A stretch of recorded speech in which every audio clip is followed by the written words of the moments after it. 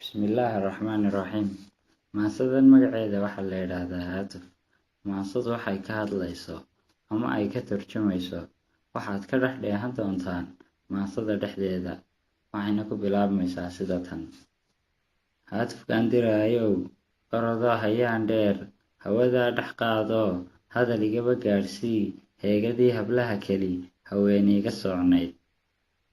Marka hore salaan huwi, marka xigana hoodiyo, halkii ay ku noolayd, inuu roob hubaal helay, hodan iiba weydii.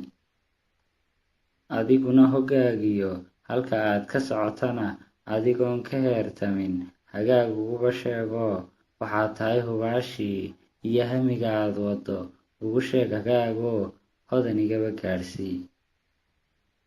Odanay halyeygii, aad beri u heelnayd, jacayl aad la haysaa, isoo dirayba maantoo, halka aad ku nooshahay, ii kaa hoggaanshe, adna aad tan ila dhugo. Wuxuu yidhi halyeygii, dadku waa hirdooglo, mahiigaanka roobkiyo, hadhac iyo daruuriyo, hilaac muuqda weeyaan, marna hanfi iyo oon, ciil iyo hadime iyo, harraad miidhan weeyaan.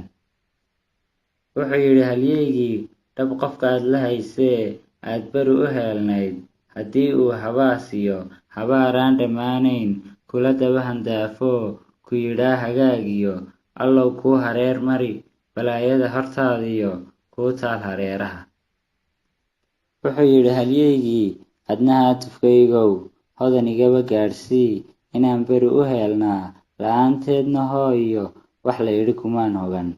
Hadalkii aan mariyee, afkaygaa ka soo hira, hodan inuu hubaal yahay, shaki kuma hor joogine.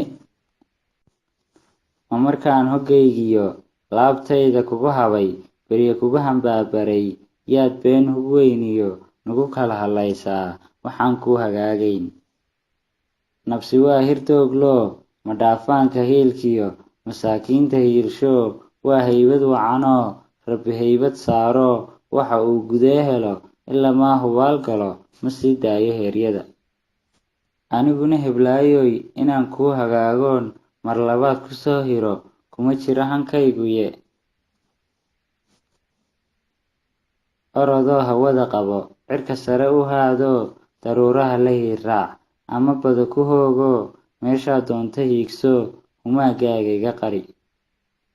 Wuxuu yidhi halyeygii, aniguna hirgaasaan adhigaa ku haynoo, ku habi naftaydiyo hawlahayga oo idil.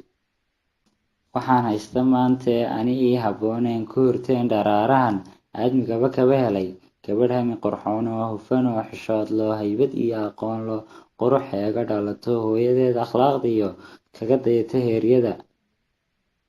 Hiddaheeda wacaniyo, waxaan uga holeelaa, oon uga hanqaarmaa, markaan hiba jalleecaba, hiigsigii jacaylka, hamigayga saaqoo, aan uga hamuumaa.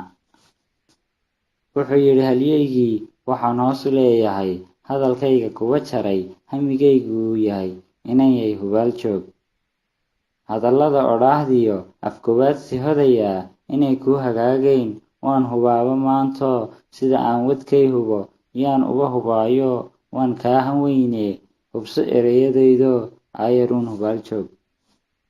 Wuxuu yidhi halyeygii, waxaan hadal ku gaabsaday, oon ku soo hafeef jaray, isma hodi karaynee, hadimadaada iga daa, nabarrada ha fududayn, ha ka dhigin wax iisiya, aayar iga holeelo, calafkaaga hiigso, kuma hoodo sheegtee, ha ii sheegan.